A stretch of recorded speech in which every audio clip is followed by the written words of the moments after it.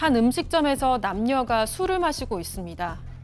만취한 남성은 쓰러졌고 여성이 부축을 해서 나가는데요.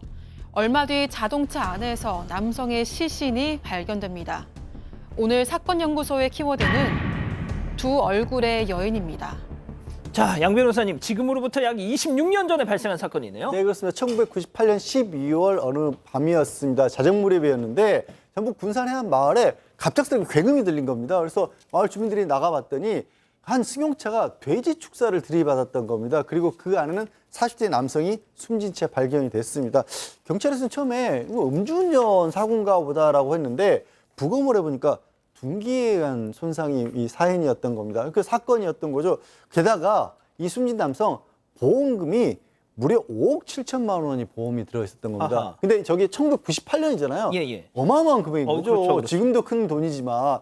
그래서 당연히 이제 그런 일이 벌어지면 주변 사람들, 특히 배우자를 의심하는데 아내를 먼저 알아보니까 자식들하고 함께 있었다고 하고 자식들도 우리 어머니랑 같이 있었다고 하니까 알리바이가 있었던 겁니다. 그 결과 이게 사건인지 사고인지 확실치 않은 상황에서 미제로 남겨졌습니다. 자, 그렇게 15년이라는 세월이 흐르고 해당 사건도 영원히 묻히는 줄 알았는데 정말 놀랍게도 공소시효 만료 4개월 전에 충격적인 제보가 탁 들어옵니다. 네, 2013년 8월 말에 금융감독원에 파견된 한 보험사 직원이 제보를 했습니다. 숨진 남성의 가족이 5억 원이 넘는 거액의 보험금을 타간 게 의심스럽다는 내용이었는데요. 경찰도 다시 살펴봤는데 사건 기록들을 보니 수상한 점들이 많이 발견됐다고 합니다. 남성은 당시 휴일 교통사고 때 보험금 3배라는 특약에 가입을 했었는데 실제 남성은 일요일에 사망을 했습니다. 또 가족들이 약 1억 원의 보험금을 타고도 계속해서 보험금을 더 달라고 독촉을 하고 있는 것도 수상한 부분이었고요. 이를 바탕으로 서울경찰청 미제사건 전담팀은 재수사에 들어갔습니다. 자, 사건의 핵심은 이거겠죠. 피해자의 죽음으로 가장 이득을 본 사람이 누구냐. 자, 바로 피해자의 전안의 신 씨였습니다. 보험을 이혼을 하긴 했지만 보험을 본인이 지금 받을 수 있는 그런 상태고 한 집에서 같이 생활을 했다라고 합니다. 자동차 보험에 가입한 사람도 이 전안의 신 씨였고 무엇보다도 이 신 씨가 차량에 어떤 걸려있는 미납금, 세금, 보험금 대신 납부를 다 해줬다고 합니다. 이혼까지 했는데 왜 이런 것들을 대신 내줬을까? 경찰이 좀 의심을 했고요. 주목을 했습니다. 그러다 보니까 사고 현장이 좀 더 의심스러웠던 거예요. 일단은 구불구불한 곳이기 때문에 속도가 내기 힘든 장소인데 속도를 많이 냈다는 것처럼 보이고 범퍼 손상 외에는 차량 손상이 아주 경미했다는 거. 그리고 다른 큰 부상 없이 뒤통수에 가격 흔적이 또 피해자한테 보였다는 것도 있고요. 뒷좌석에 점퍼를 이제 놔뒀는데 피해자 혈흔이 좀 묻어 있었다라고 이제 봤을 때는 너무 수상하다. 경찰은 혹시 신 씨가 보험금을 노리고 이 전 남편을 살해한 이후에 보험금을 살인으로 위장한 사건이 아닌가 의심을 하게 됩니다. 결국 아내 신 씨 내연남이 있었습니다. 네.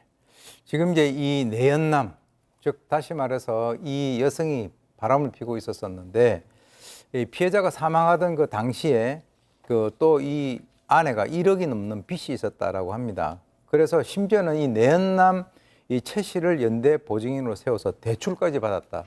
참 여러 가지를 했는데요. 그래서 경찰은 이 두 명이 이 살인의 혐의가 상당히 짙다라고 판단을 하게 됩니다. 그래서 사건의 전말을 보게 되니까 이 신 씨가 내연남 이 최 씨와 함께 야 우리 남편 살해하고 보험금 받자. 이게 아주 전형적인 그 보험 범죄거든요.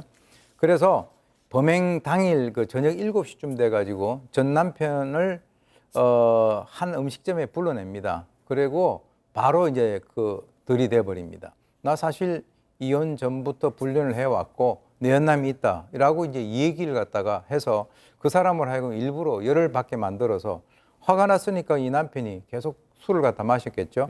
그래서 만취하게 만듭니다. 아하. 그리고 난 뒤에 이 신 씨가 전 남편을 차에 태웠고 이 내연남 최 씨가 전 남편 머리에 아까 얘기 나왔던 그 둔기로 휘둘러 가지고 심지어는 이 맞고 도망가는 이 남편을 따라서 폭행해 가지고 살해했다. 그리고 이제 이미 어디에다가 이 차를 가지고 교통사고로 위장을 할 것이냐 이걸 미리 이제 다 그 현장 답사를 갖다 했다라고 하는데 숨진 전 남편을 운전석에 앉히고 차량 기아를 수동으로 놓고 뒤에서 밀어서 교통사고로 위장을 한 가장 악랄한 그런 어떤 범죄 행위를 저지른 겁니다. 자, 그런데 사건 발생 당시에 이 전 아내 신 씨 그리고 내연남 최 씨한테는 완벽한 알리바이가 있었어요. 네, 이 사건 당시 전 아내 신 씨는 당시 자녀들과 함께 있었다고 주장을 했습니다. 자녀들도 엄마와 함께 있다가 아빠의 사망 소식을 들었다고 진술했는데요. 내연남 최 씨 역시도 그날 술집 여주인과 밤새도록 술을 먹었다고 진술을 했습니다.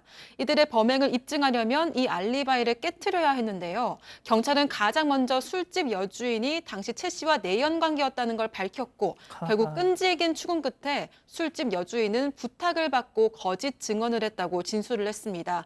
딸도 그날 새벽에 엄마에게 삐삐 호출을 했던 사실이 밝혀졌는데요. 엄마 호출기가 고장난 것 같아서 시험해봤다 이렇게 거짓말했지만 통신 수사 결과 전 아내 신 씨가 공중전화로 집에 전화를 건 내역이 들통이 났습니다. 이렇게 가해자들의 알리바이는 깨지게 됐습니다. 그러니까 이 내연남이라는 자가 이 전처 신 씨를 만날 때 또 다른 내연녀가 있었어요. 양다리가 있었습니다. 자, 그런데 더 황당한 게 이게 와르르 무너졌던 게 결국 지들끼리 이제 보험금을 놓고 싸우다가 그런 거였다면서요. 그러니까 이게 명확하게 교통사고라는 게 밝혀지지 않아서 보험금이 한 6억 원 가까이인데 한 1억 원밖에 못 받았답니다. 그러니까 생각했던 것보다 너무 부족했던 거죠. 그래서 이 신 씨하고 내연남이 또 그걸 가지고 다퉈서 1년도 못해서 헤어졌던 겁니다. 하지만 그렇게 15년 정도를 이 끔찍한 일을 저지르고 무사히 살 수 있었던 것으로 보였는데 이 내연남이라는 사람은 아까 말씀하신 것처럼 또 다른 내연녀가 있었잖아요. 예. 결국 이 또 다른 내연녀가 들으신 것처럼 사실 그때 거짓 증언했다는 것도 털어놨고요.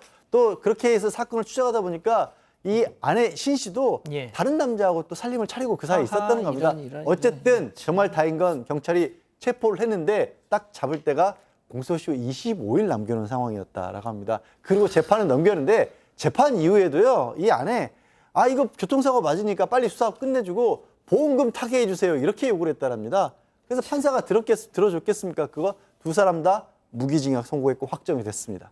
자, 공소시효 25일을 앞두고 범죄의 이 진상이 다 드러났습니다. 저는 교수님, 구천을 떠돌던 이 원혼이 정말 뭔가 진짜 했던 모양이다 싶은 생각까지 들더라고요.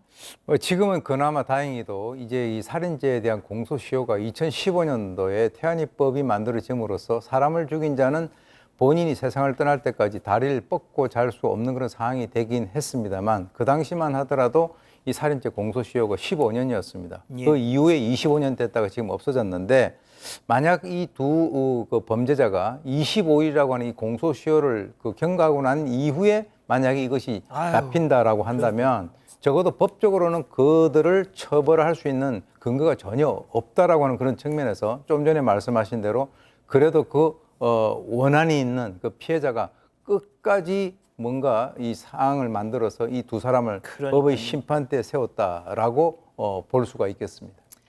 좋습니다.